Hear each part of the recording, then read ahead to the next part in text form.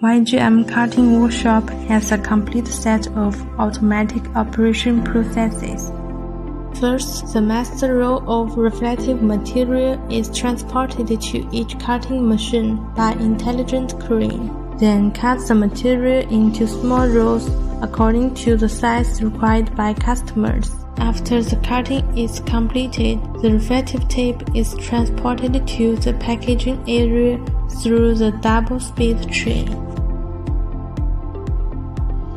The workers pack the reflective tapes into the carton, and the carton is sealed and fixed with Scotch tape and PET tape through the automatic packing machine.